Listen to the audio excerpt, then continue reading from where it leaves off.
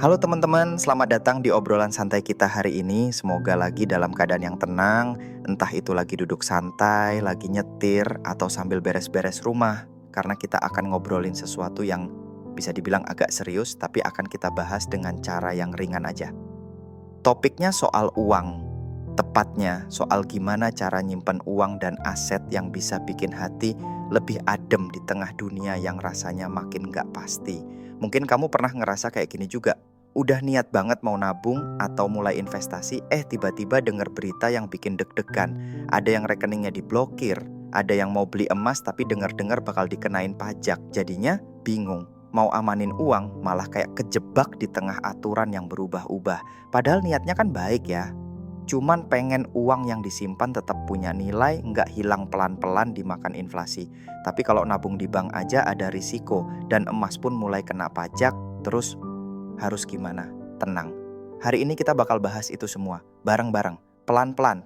Nggak ada istilah terlalu telat buat belajar. Yuk kita mulai obrolannya. Bank, tempat paling aman. Bisa jadi. Tapi ada tapinya. Dari kecil, banyak dari kita yang diajarin kalau punya uang lebih, simpan di bank. Simple, kayak rumus umum. Bank itu katanya tempat paling aman. Uang bisa ditarik kapan aja dan ada jaminan dari LPS kalau sampai banknya kenapa-kenapa. Tapi sekarang mulai banyak cerita yang bikin mikir ulang. Misalnya soal rekening yang diblokir tiba-tiba. Ada yang dibekukan karena dianggap mencurigakan. Padahal si pemilik merasa nggak ngapa-ngapain. Cuma terima transfer dari seseorang yang ternyata lagi diselidiki. Atau rekening dorman. Jadi gini, kalau punya rekening yang jarang banget dipakai, nggak ada aktivitas sama sekali, itu bisa dikategorikan pasif. Nah, jenis rekening kayak gini tuh rawan diblokir juga. Banyak yang nggak tahu. Misalnya punya satu rekening khusus buat simpan tabungan dan emang sengaja nggak disentuh, tiba-tiba nggak bisa diakses. Kan panik juga. Hal-hal kayak gini yang bikin banyak orang mulai mikir, sebenarnya aman nggak sih simpan uang di bank? Jawabannya masih aman. Tapi ya nggak sepenuhnya tanpa risiko. Ada hal-hal yang bisa terjadi di luar kendali kita. Jadi penting banget buat lebih aware, minimal tahu aturannya. Dan jangan biarkan satu rekening nganggur terlalu lama tanpa dipantau. Kalau bukan bank, emas, tapi katanya bakal kena pajak. Nah, alternatif paling umum setelah bank itu biasanya emas. Ya, karena dari dulu udah dikenal sebagai aset yang stabil. Bahkan kalau ekonomi lagi goyah, harga emas seringnya malah naik. Emas tuh banyak disukai karena bisa dipegang fisiknya, bisa disimpan sendiri, atau dititipin di tempat yang aman.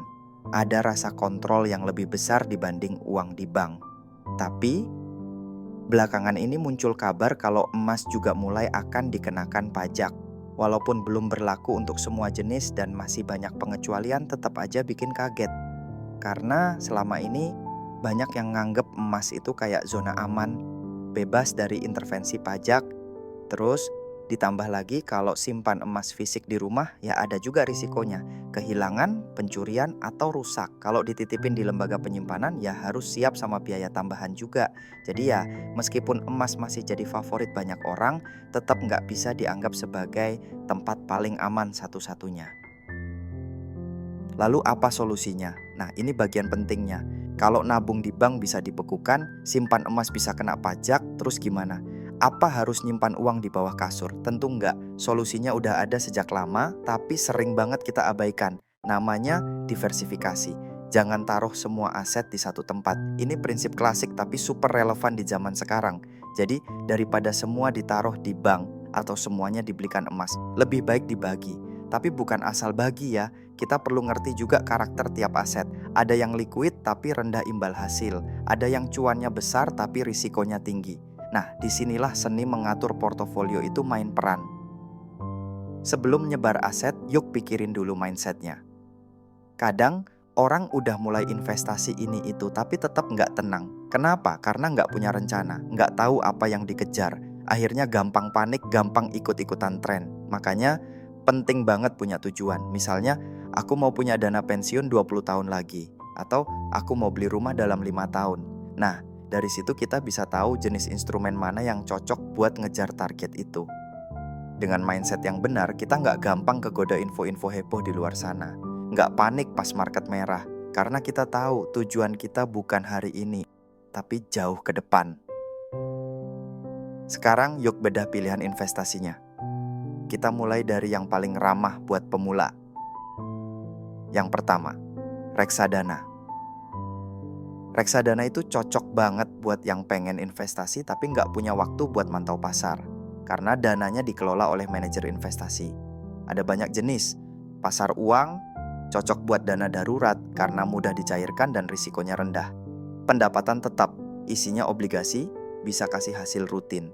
Dan reksadana saham kita potensi untungnya tinggi, tapi cocok untuk jangka panjang. Modalnya terjangkau banget, banyak platform yang bisa mulai dari Rp100.000 aja. Yang kedua, saham. Saham kadang dianggap serem, tapi sekarang beli saham bisa dimulai dari jumlah kecil. Yang penting, paham dulu perusahaannya, jangan asal beli. Anggap aja kamu jadi pemilik sebagian kecil dari bisnis itu. Jadi, kamu nggak lagi nebak-nebak harga, tapi emang tahu nilai perusahaan yang kamu investasikan. Yang ketiga, obligasi atau SBN. Kalau suka yang lebih tenang dan pasti, bisa pilih obligasi. Apalagi kalau itu surat utang negara, karena dijamin langsung oleh pemerintah. Ada kupon atau bunga yang dibayar rutin. Cocok buat yang pengen penghasilan pasif tanpa banyak drama. Yang keempat, properti. Nggak harus beli rumah gede, bisa mulai dari kafling kecil, ikut investasi patungan lewat platform properti, atau nyicil properti kecil di lokasi strategis. Properti ini cocok buat tujuan jangka panjang. Nilainya cenderung naik dan bisa kasih penghasilan tambahan dari sewa. 5. Aset kripto.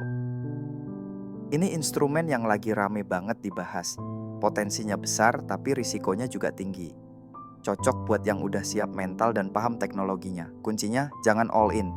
Alokasikan sebagian kecil dari portofolio dan fokus ke aset yang punya fundamental kuat kayak Bitcoin atau Ethereum. Jangan lupa juga diversifikasi di dalam dunia kripto itu sendiri. Jadi kesimpulannya, dunia keuangan memang terus berubah.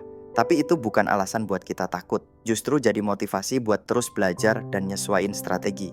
Simpan dana darurat di bank tetap penting. Punya emas? Boleh banget, tapi jangan berhenti di situ. Bangun portofolio yang sehat, sebar aset, pahami risikonya. Dan yang paling penting, jangan reaktif, tapi reflektif. Langkah kecil hari ini bisa jadi keputusan besar di masa depan. Dan kalau kamu udah nyempetin dengerin sampai akhir, itu tandanya kamu udah selangkah lebih siap dari kemarin. Sampai ketemu di obrolan selanjutnya. Semoga perjalanan finansialmu makin tenang, makin terarah, dan makin kamu nikmati setiap prosesnya.